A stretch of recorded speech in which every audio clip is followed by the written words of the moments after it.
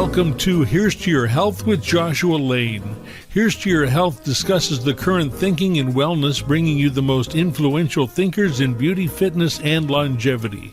Your host, Joshua Lane, was part of the Dr. Ann Wigmore team that helped bring wheatgrass sprouts and raw foods to a worldwide audience. And now the host of Here's to Your Health, Joshua Lane. Welcome to this edition of Here's to Your Health. I'm your host, Josh Lane. And my guest is Jolie Root. Jolie Root is the senior nutritionist for CARLSON. CARLSON known for their fish oils.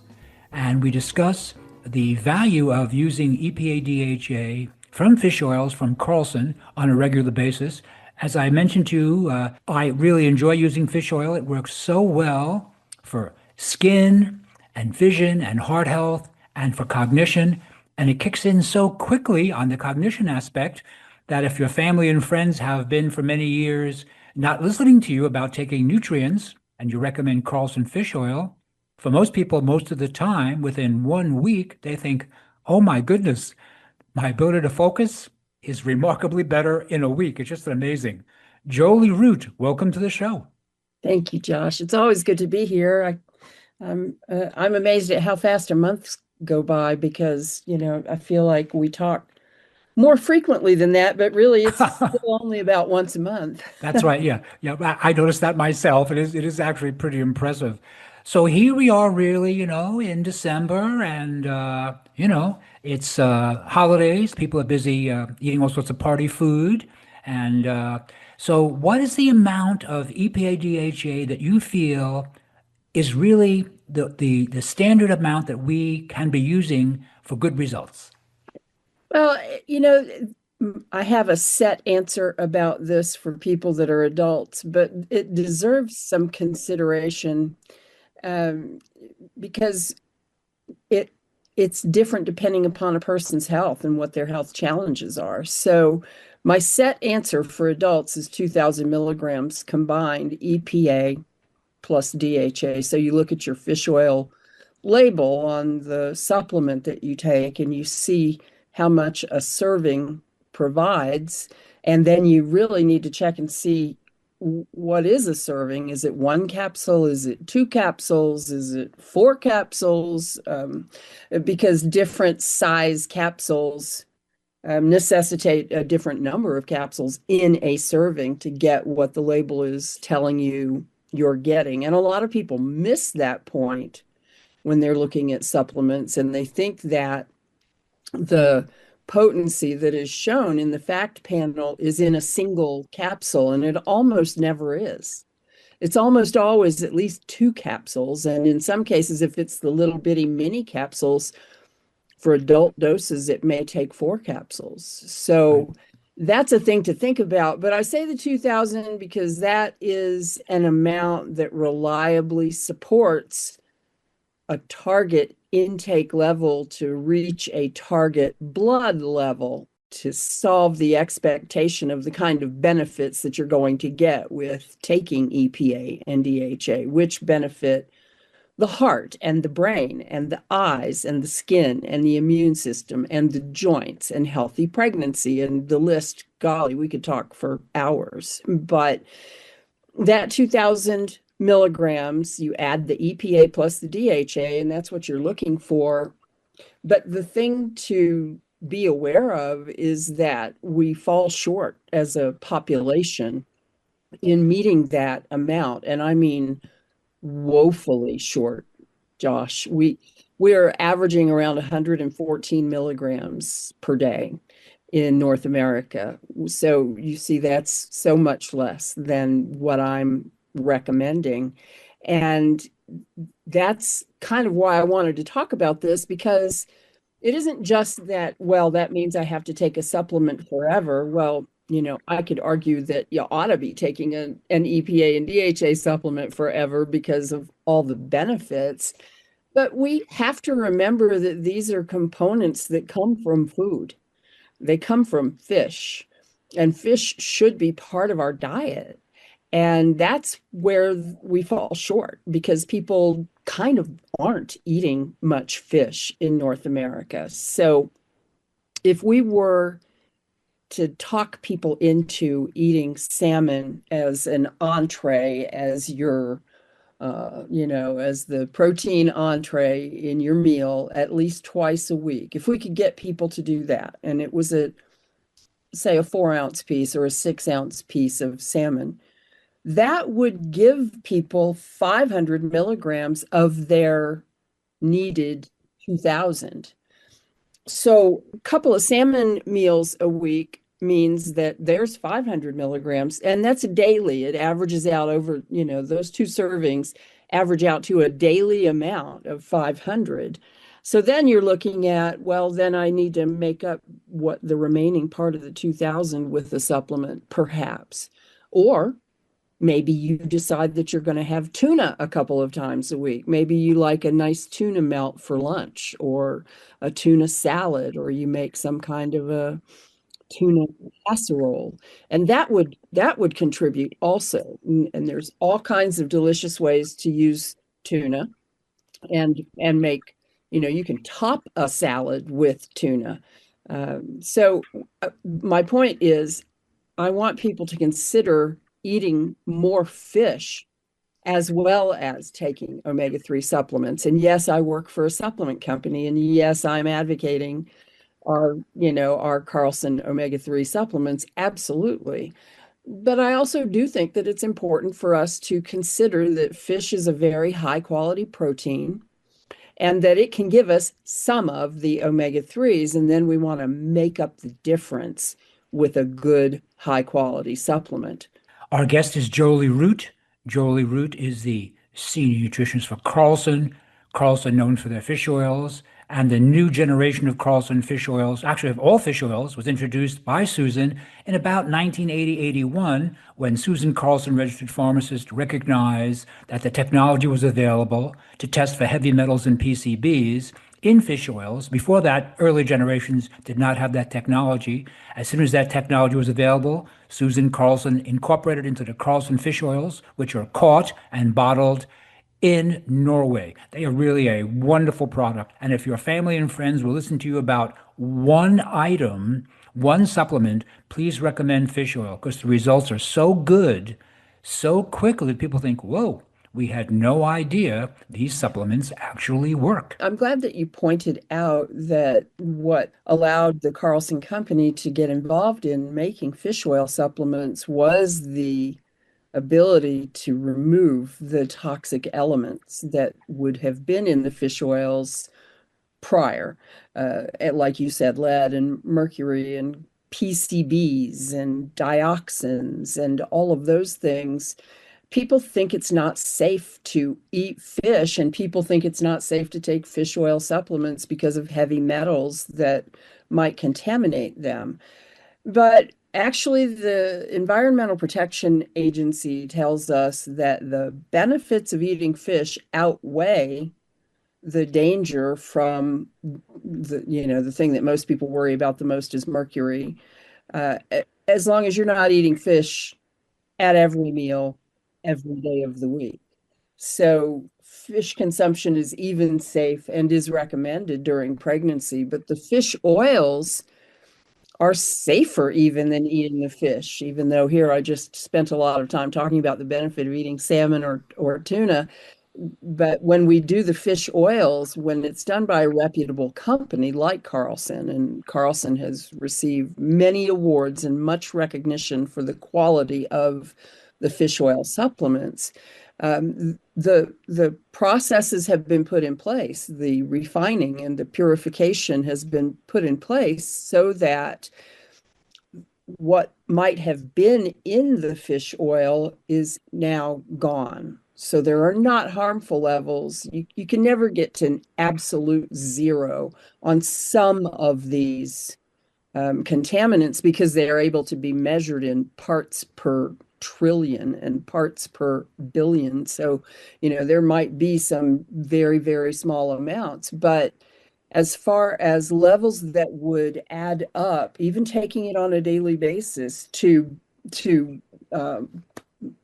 potentially posing a threat to someone, that worry has been taken away. And CARLSON uses several different third-party testing organizations to be absolutely certain that our finished products are as clean as we would want them to be. And one is Eurofins, and that's in Europe. That's, back at the facility where the purification happens in Norway.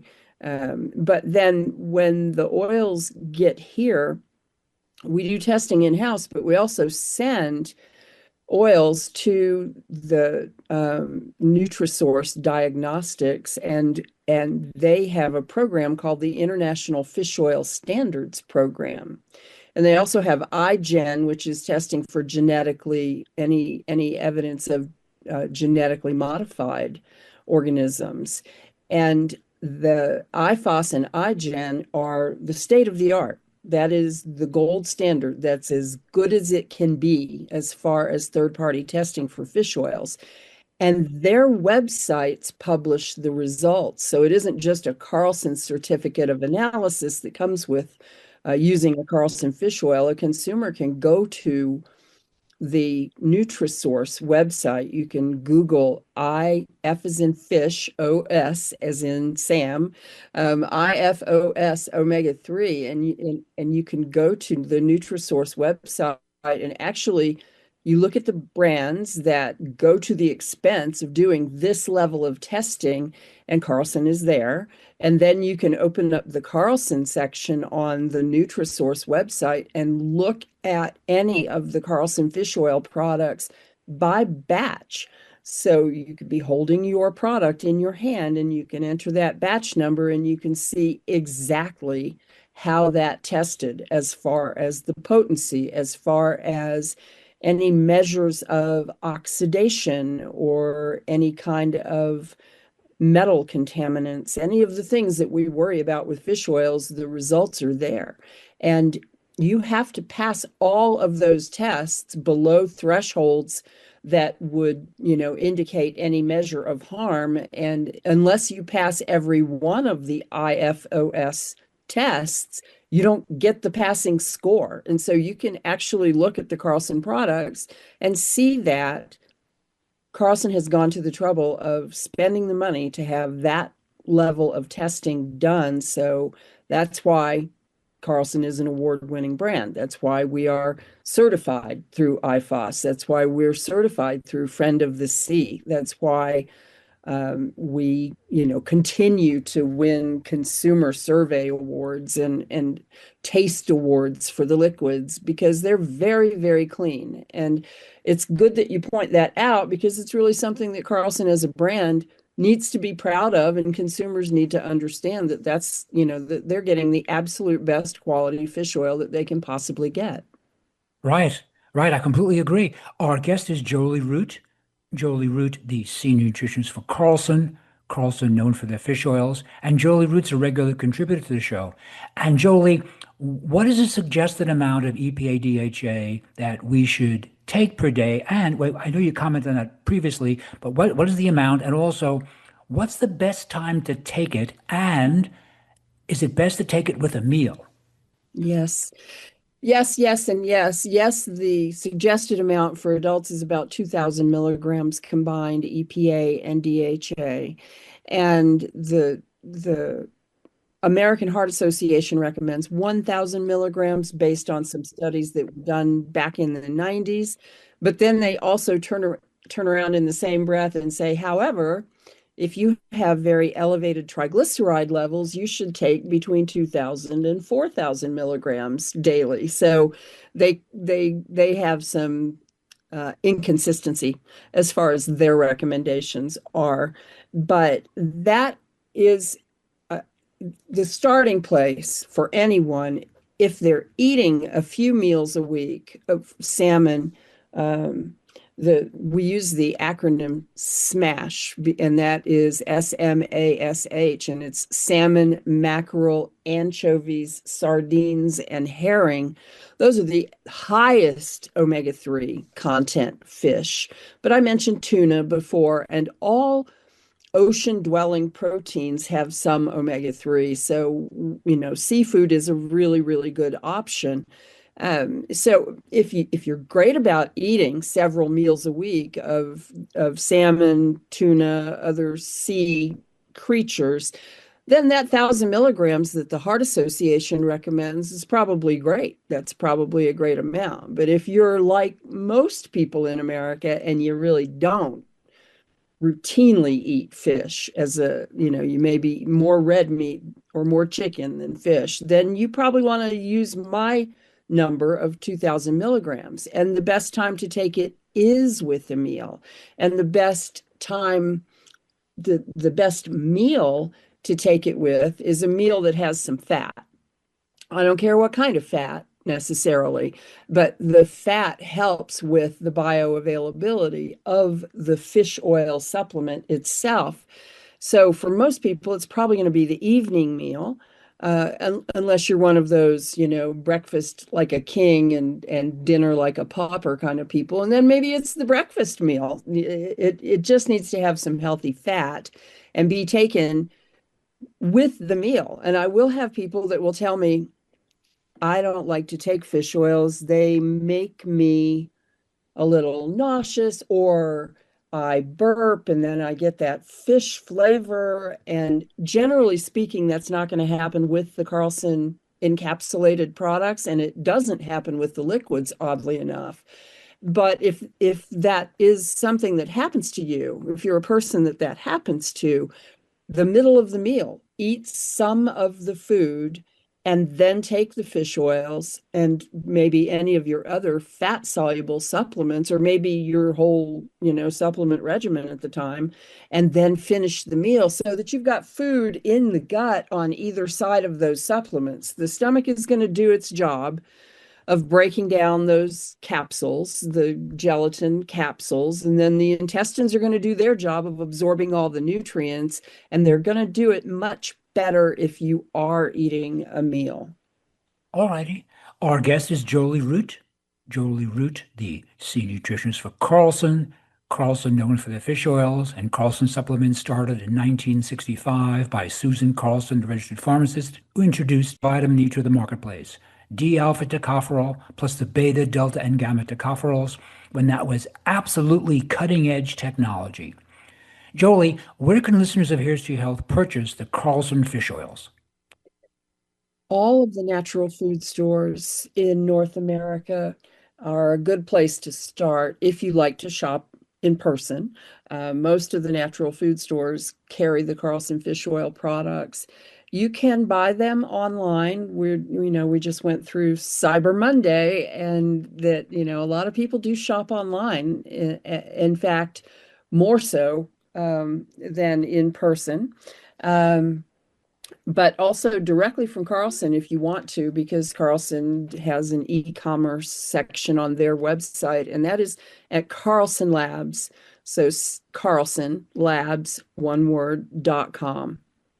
All righty, CARLSON, okay. And again, we can purchase them at our friendly local natural food store, which, by the way, I hate to sound like an old person, but I prefer to go to my natural food store and shop around and chat with the staff and get advice. I think that's important myself, actually. Well, I do too. Our industry started with moms and pops in the brands, like John and Susan CARLSON, right? But also moms and pops in the stores. That store was their family business, and in some cases, a couple of generations of the family that had been operating as merchants and educating their community on the use of all of these things. I first began to learn about supplements at my health food store, so that they play a very important role, and I don't want to see brick and mortar go away. I don't like the trend of people shopping from home and not going in and comparing and learning and interacting with people in their communities. So I'm with you, Josh.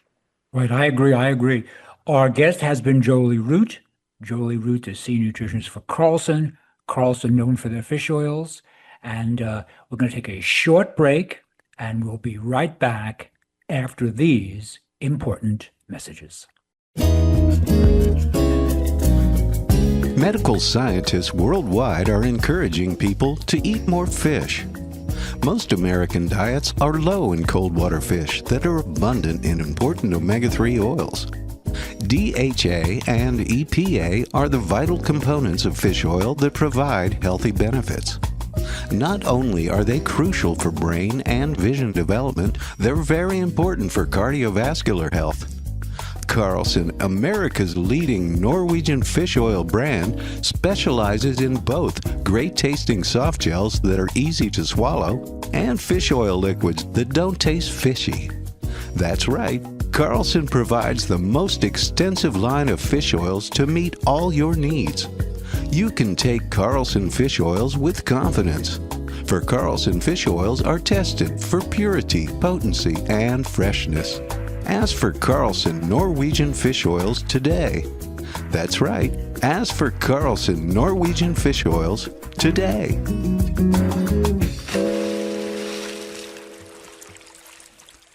Hi friends, Monica Brandt here for Aloe Life #1 in aloe vera. As a professional international athlete for over 30 years between track, ninja, and fitness, I want to remind you of daily exercise plus Aloe Life, my daily wake up to look and feel your best. Aloe Life products boosted victory for me in 2016, winning first place World's European Union figure. See aloelife.com athletes. Plus workouts are easier too with Aloe Life products for digestion, energy, and stamina for success, or even dropping weight. It's so easy, friends, to choose a winning team. Aloe Gold or Detox Plus with certified organic daily green superfoods by Aloe Life. Be your own best athlete with Aloe Life products that work fast. aloelife.com or 1-800-414-ALOE. Choose Aloe Life today, friends. I'm glad I did. This is Monica Brandt, Fitness Olympia champion and fan of Aloe Life for over 10 years. Aloe Life since 1991.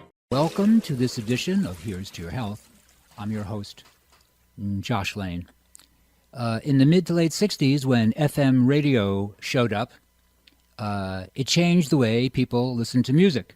And I, as a teenage boy, had listened to a lot of AM radio in the early 60s and loved it all, loved AM radio.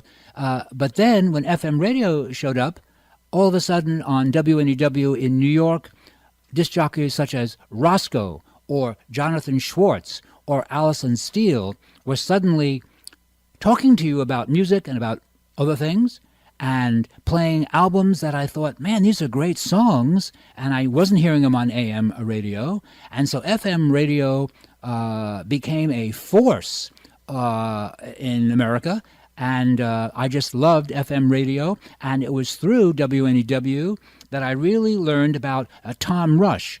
Tom Rush is our guest today, and in '68, Tom Rush's album came out called The Circle Game, and on that album, which was just a remarkable album, that includes, I think, Tom's song No Regrets, and No Regrets is such a good song. Not only has it been covered by everybody, but also I think that No Regrets has kind of entered the American songbook, much the way Irving Berlin or Cole Porter's work has entered the American songbook. So that's really amazing. It's Tom Rush. Our guest is Tom Rush. Tom, welcome to the show.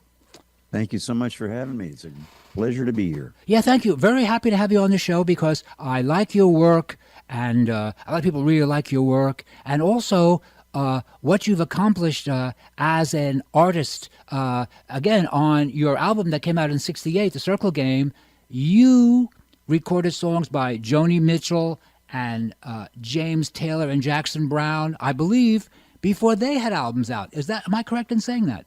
I think you are. Yeah, so that was amazing. So not only are you a great performer, frankly, but also you really have been a tastemaker. You've kind of shaped people because you introduced these three powerhouses of music to the population. And recording Joni Mitchell, obviously she's great, and your interpretations are great. And also, if I can say this, your interpretation of the James Taylor song, I was a young cowboy, my horse and my saddle, my only companion, your version of that was so, I don't know, evocative. It was just so lovely that really your version, I think, kind of for me, remains the best version of that song. Oh, thank you so much. No, it's I my pleasure. appreciate that. My pleasure. And so here's my question for you. As you have a bachelor's degree in English literature, as a teenage boy, did you read On the Road? What shaped you? I guess there, of course, as with anybody, it was a lot of things.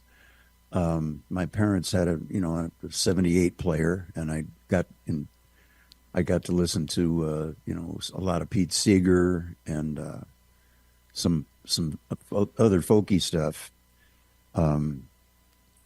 Musically, I think I met Josh White on one of his recordings. I heard one of his recordings after I'd learned to play the guitar, and I wanted to be Elvis or maybe Fats Domino or Chuck Berry, because they were all huge when I was an early teen. And then I heard Josh White, and I said, no, I want to be Josh White. That didn't work out well either. Right.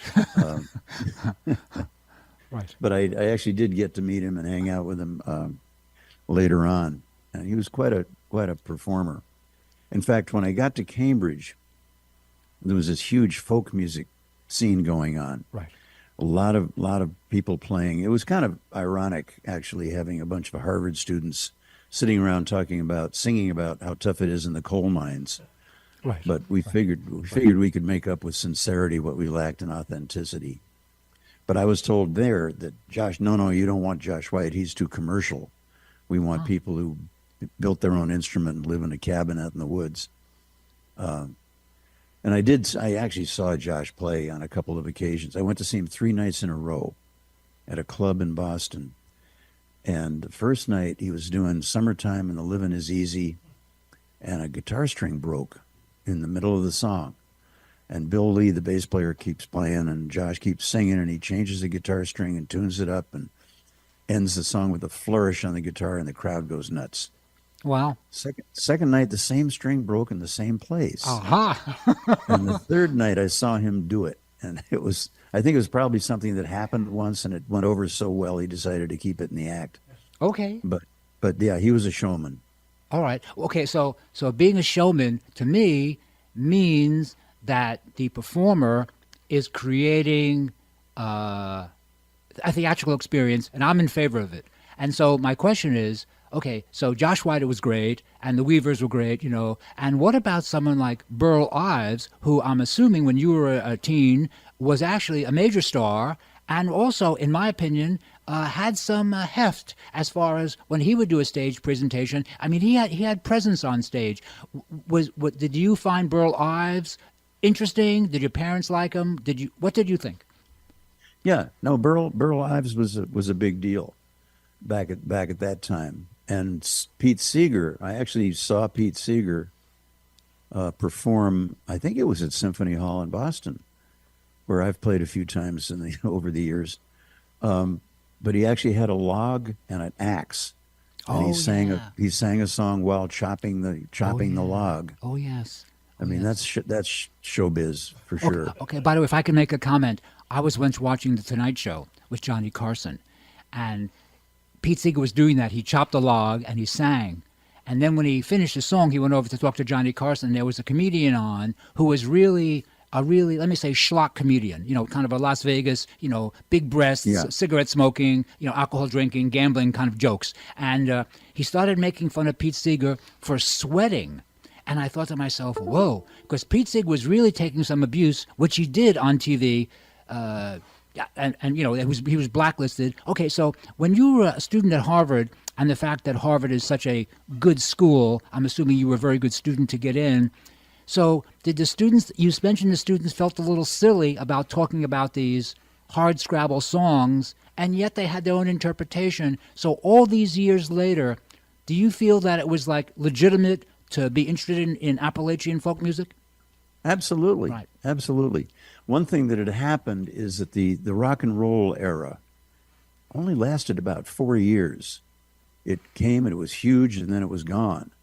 And what was on the radio in the very early 60s wasn't all that interesting. Right. And we were looking around for music that we liked, and we discovered this music. For us, it was a discovery. Right. Of course, it was very central to the lives of millions of people in the South, but we'd never heard it before. Right. And we would try to, collect the 78s by these obscure, what we thought were obscure artists, blues and bluegrass and all over the lot, Irish, Scottish ballads, and it was really exciting. They were really good songs. Right. And we just got totally swept up in it. Right. Right. And that seems very fair for a 17, 18, 19-year-old to be interested in this. And, I don't see any reason why people should feel embarrassed for liking this kind of music instead of liking, Perry Como. Not that Perry Como wasn't good, but, you get to like what you enjoy. All righty. So being in Boston, did you, as a young man, hear Jim Kweskin? And did Jim Kweskin, was he fun in person? Absolutely. He's still a good buddy after all these years.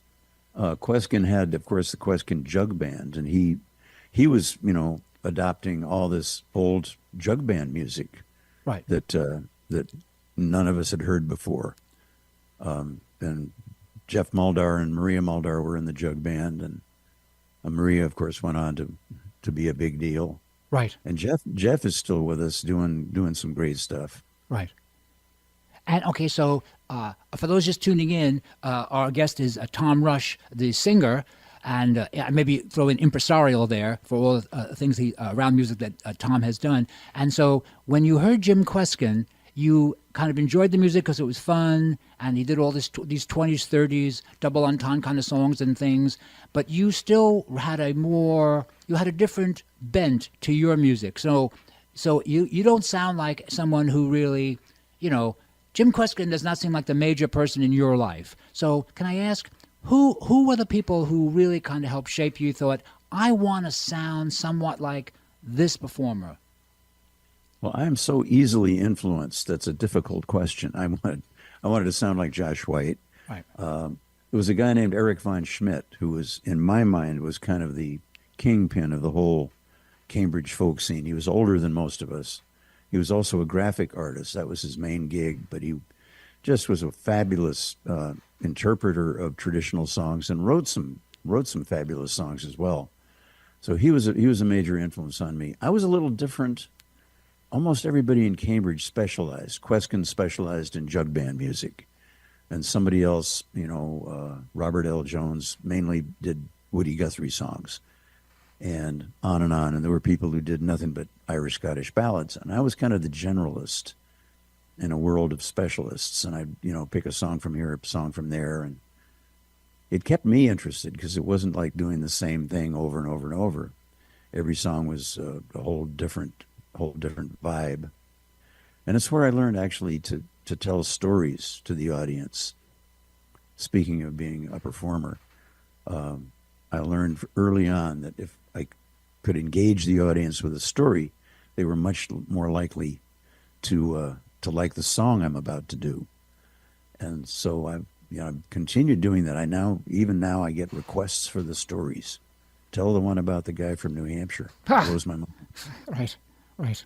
Well, if I can say this, our guest is Tom Rush, and I saw Tom Rush at McCabe's right before the pandemic, and it was just so much fun. It's nice at McCabe's because, it's a small venue, and they're not serving any food, there's no booze, people are listening to music, and you get to see the performer. So I'm sitting real close to Tom Rush. I'm thinking, wow, this is great. This is Tom Rush. And your stories were so nice. They were just so nice, and they added to the performance, and I thought to myself, no, this is what I want. I want this. I want this from Tom Rush. It was great. And also, I'm happy to say this, you also mentioned from the stage that Lou Adler was in the room listening to you that night. And I was very happy. I thought, I'm in the same room as Lou Adler. I was very pleased about that, and I still am pleased about it. I don't know quite why, but it really was fun. but really, I really liked your work. Now, because you have a degree in English literature, to go back to, say, On the Road, or Richard Frieda's song,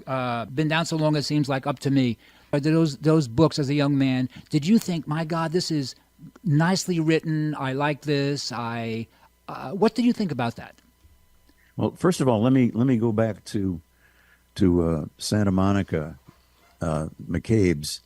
I was there a few months ago, and Jackson Browne came to the show, and I got him up on stage with me so that I could show him how these days ought to be done. Ooh. And he took it very well. That's good. And we actually, I have a Jackson Browne story that he disagreed with. He said it didn't happen that way. So we got to compare versions of this story from way back, Right. which was a lot of fun. All right. Oh, okay. Well, Jackson Browne, I certainly like Jackson Browne. Okay, so let's go back to literature. What high school did you go to? I went to a boarding school called Groton School in Groton, Massachusetts. Okay, that's a good school. Yeah. Yeah. And were you a good Good student? school. And I don't know about that. I went there because my dad taught at St. Paul's School in Concord, New Hampshire, which was another boarding school, Right. and almost exclusively for rich white kids back then. Both of those schools. Right. In fact, there was a dorm across the street from our house at St. Paul's that used to be used to put up the servants that the students brought with them from home. Aha. That was a different era.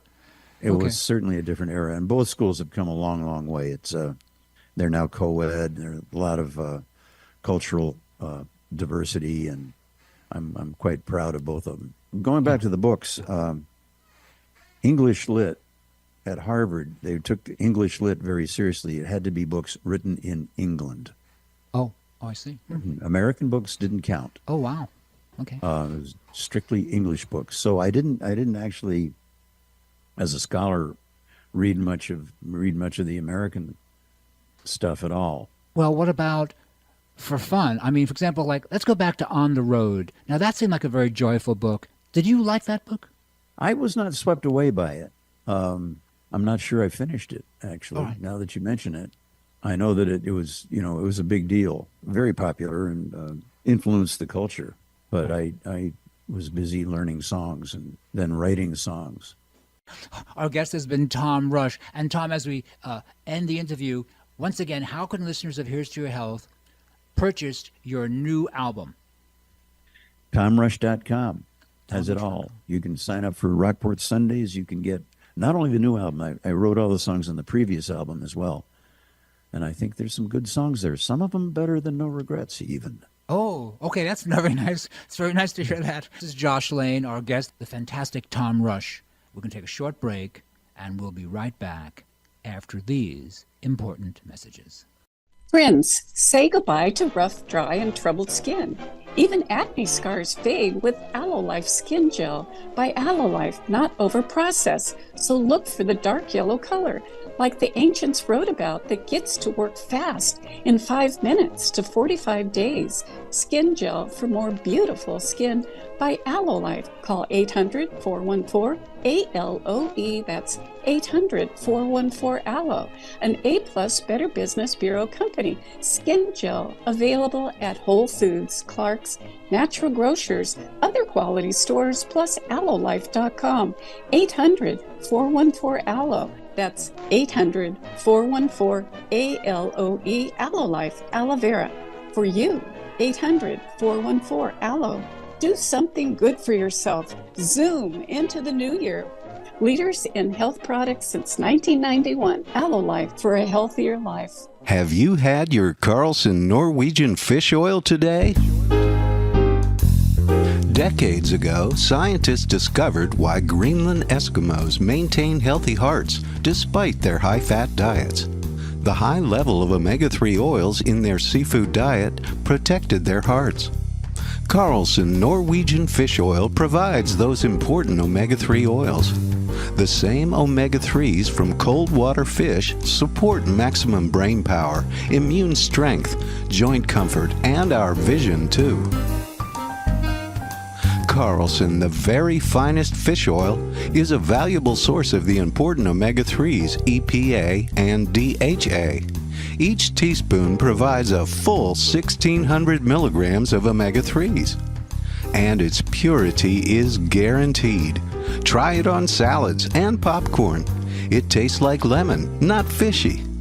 Ask for CARLSON, the very finest fish oil, at finer health food stores today. Welcome to this edition of Here's to Your Health. I'm your host, Josh Lane. Tom Rush is our guest today. Tom, welcome to the show. Thank you so much for having me. It's a pleasure to be here. So Pete Seeger was I understand that he was kind of just a very gracious guy. I got to ask him, are you now or have you ever been a card-carrying member of Harvard University? And he did go to Harvard. He didn't graduate, but he did go to Harvard. Yeah, he dropped out, I guess, to be in the Weavers, didn't he? I think so. I'm not quite sure what the motivation was, but he did not finish. I took a year off because I was about to flunk out if I didn't drop out.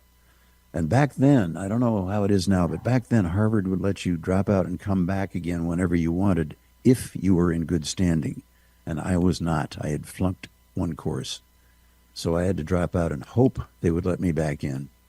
And they did. I was gone for a year, toured around. I was trying to figure out, can I make a living playing music? And the answer was, yeah, just barely. Okay. So I went back and got my degree, and then got on the road again. Wow. Our guest is Tom Rush. Tom Rush, the singer. And Tom, after you received your degree, did you end up in New York City in the Village? Because I saw a tape of you doing a song. I guess at the bitter end when you were probably bitter 21 years old. That was a nice shot of you. So what was it? What was this scene like for you in the Village in the early '60s? The scene in the Village, there was also a very active folk scene, but it was quite different in my mind, quite different from the Cambridge scene. The Cambridge scene was people who just loved the music. There was a typewriter repairman who was a great mandolin player and high harmony singer, but he had no aspiration to be a professional musician. There was a psychopharmacologist, banjo-playing psychopharmacologist, who was very popular for a variety of reasons. Right. Developing psychedelic drugs.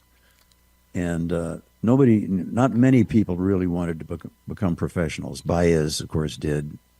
Queskin did. Muldar did. I did.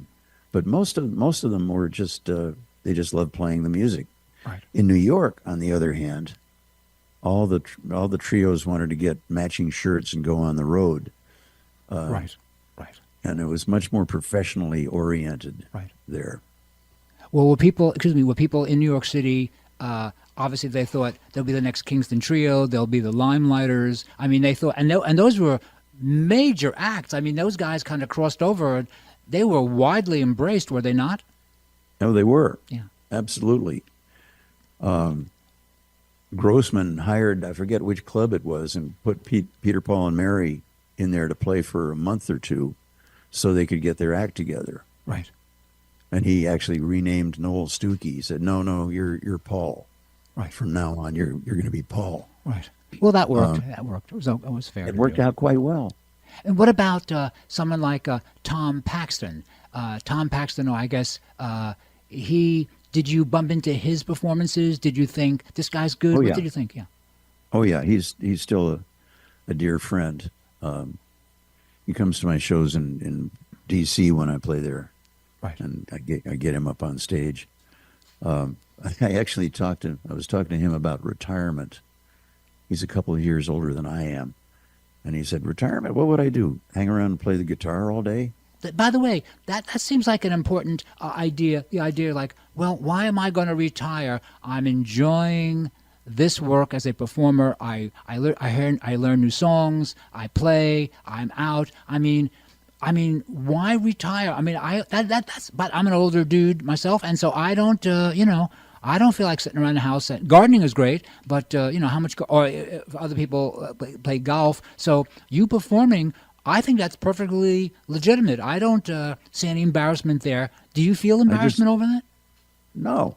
I just realized recently that 2024 is my 63rd annual farewell tour. Good for you. Yeah, good for you. I've got the Rolling Stones beat on that score at least. That's right.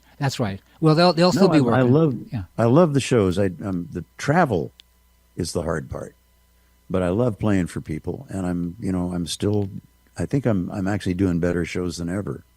I've come to the realization that the audience doesn't want perfection; they want connection.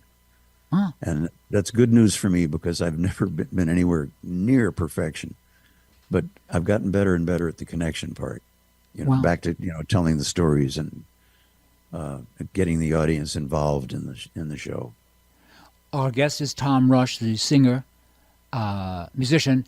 Tom, so let's talk about the new song "No Regrets," which I think is just a very good song. And a lot of musicians think it's a great song, and a lot of people have recorded that song. So how old were you when you wrote No Regrets, and what did you think of it when you had finished it? I wasn't so sure about it, actually, when I'd finished it. I can't remember how old I was. The album came out in 1968, so it was probably, 65 or something like that. Mm-hmm. I remember I finished the song, and I was having tea with Judy Collins at her flat in New York, and I played the song for her. She was, I think, the first person I'd played it for. Wow. And there was a silence after I finished, and then she asked me if I'd like another cup of tea. And I didn't do the song again for about a year. Oh, no kidding. Because Judy 'Cause I Collins, figured she had a great ear for bombed. talent. Did she want to record your song? Did she want to record it before you? Is that it? No, she didn't comment on the song. She didn't say, "Oh, that was nice," or, Oh, really? it's a little too long. You should get rid of the third verse or anything like that. She just asked me if I'd like some more tea. And so I figured that was a bad review, and I stopped doing the song. Really? But Wow. I would be remiss if I didn't mention my new album. Yes. Just came out, Gardens Old, Flowers New. My producer said, "You're the old garden, the new songs." I wrote all the songs on this project. You're the new songs are the new flowers. And I think it's my best yet. Wow. My producer is also my accompanist on most of my shows. A guy named Matt Nakoa. Check him out. Right. Right. He's a monster talent, and I didn't know he could produce albums, but he was a monster record producer as well. Wow. And I'm really excited about this new project. It's getting a lot of airplay. One of the first song on the album, "Sailing," has been the #1 song on Margaritaville radio for a couple of months now. Oh, that's nice. Except for a couple of tunes by some guy named Jimmy Buffet. Oh, yes, Buffet. Yes, Buffet. Yes. Yeah, I've heard of him. Jimmy I've heard Buffet. of him. I've heard of him. Yeah. And the other thing I've been up to, when the pandemic shut down all the concerts, I started this online series called Rockport Sundays, plural. And it's me and a guest, and we do about a 15-minute conversation. It's video. And they're posted on Sunday mornings, and they stay up for 8 weeks. But go to tomrush.com, folks, and click on Rockport Sundays, and you can learn all about it. It's been a lot of fun, and it got me through the pandemic. That sounds great. And so this is Tom Rush. So Tom, what's the name of your new album, and where can we get a copy? You can go to tomrush.com. Right. Of course, and get all kinds of stuff, as well as the new album. But I think it's also available on all the streaming services, wherever you get your streaming. I think it's my best yet. And I do have a question. Now that you are no longer 21, is it tough to get your songs played on radio? That they say, no, listen, we don't want a guy who's not 21. So is it difficult now because, you're not a teenager anymore? I don't think so. I mean, it's getting a lot of airplay. Of course, never as much as I'd like. Right. But, yeah, and there are 8 billion people on the planet who haven't bought it yet. Uh-huh. But there's, but they will. They will, Right. I'm sure. That's right. And so let me ask you, I know that, in preparation for this interview, I've heard many of your interviews, and you mentioned how you were playing at a folk club in Detroit in the mid-'60s, and you bumped into Joni Mitchell, who at that point didn't have anything, I guess she didn't have a record out or anything, and you heard some of her songs and recognized the immense talent of those songs. And so did you really, because you recorded her first, did you really help to create her career? I wasn't actually looking to create or discover or Rolling Stone accused me of ushering in the singer-songwriter era. Right. They never proved anything. I was never indicted. Right. But I wasn't looking to usher in. I needed songs because I was 2 years overdue for delivering an album to Elektra. And this is back when 2 years seemed like a long time. Mm-hmm. Right. And Joni, I did a 2-week stint at the Chessmate in Detroit every summer. And Joni came in, who was probably 66, and asked the owner if she could do a quick guest set so I could hear some of her songs. And she got up and did 4 tunes, knocked my socks off. I then asked her if she had any more new songs because I needed to make this album. And she said, no, but give me a minute. And she sent me a tape a few weeks later with 6 great songs. And just before the last song on the tape, she apologized for the upcoming tune. I just finished writing this. It's not much good. I'm so embarrassed, but here it is. And it was The Circle Game. I named the album after it. Right, right. Yeah, The Circle Game. Gee, if I hate to, wax romantic, but that's a remarkable song. That's just a remarkable song. Yeah, it's great. It holds up very nicely. The other one, the one that she did that very first night at the Chessmate was The Urge for Going. Right. Which has become one of my standards. Right. A great, great song about the turning of the seasons. Right. Right. Urge for Going. Yeah, our guest is Tom Rush. And by the way, Tom, your version of Urge for Going, I mean, it sounds like you. I think it's very difficult for an artist to do that. You sound like Tom Rush. You can take all these great songs and you add, in my opinion, an additional element to it, which is very difficult to do. It's very difficult to take someone else's song and then kind of really make it your song. And yet you seem to have that ability, which I guess is why, for 50 years or more, you have been a popular performer, quite frankly. So it's impressive.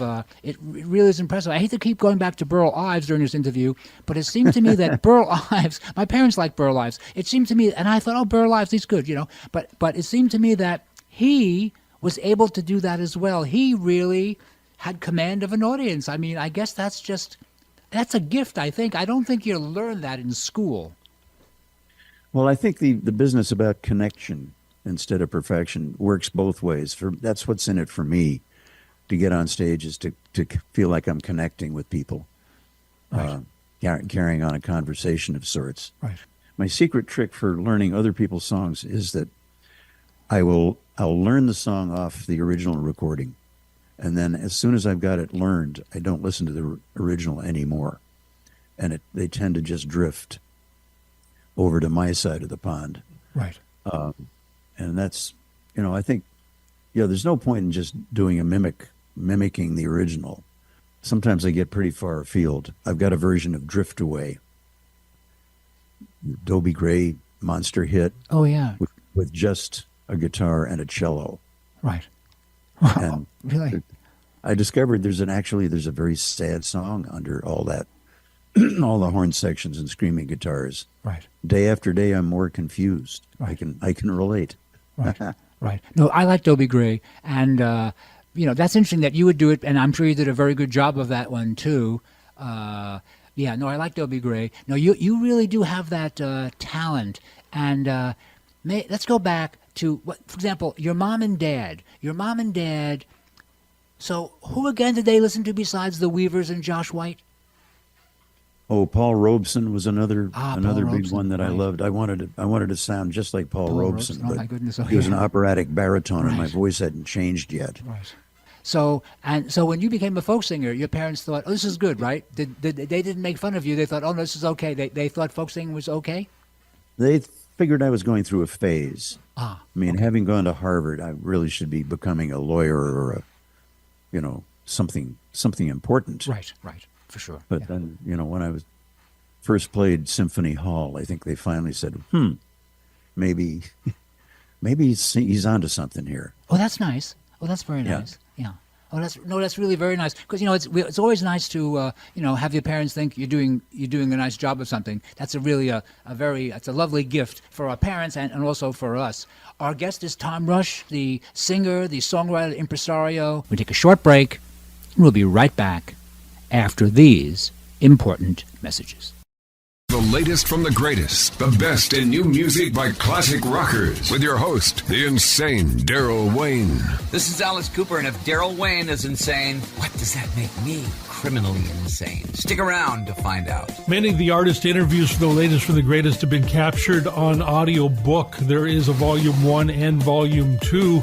Great information and conversations with people in the industry and people surrounded by the industry, and of course the rock stars themselves. I'm the Reverend Al Green, and you're listening to the insane Daryl Wayne.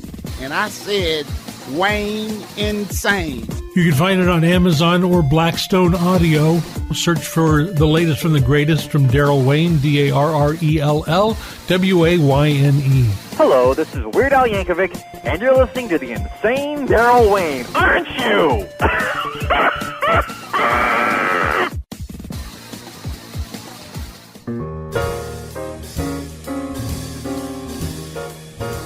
Thank you for listening to the show. If you have suggestions for guests or topics you would like to hear, please email me at joshlane.wellness@gmail.com. That's joshlane.wellness@gmail.com. JOSHLANE wellness@gmail.com. On behalf of the cast and crew, I would like to wish you a healthy and safe good evening.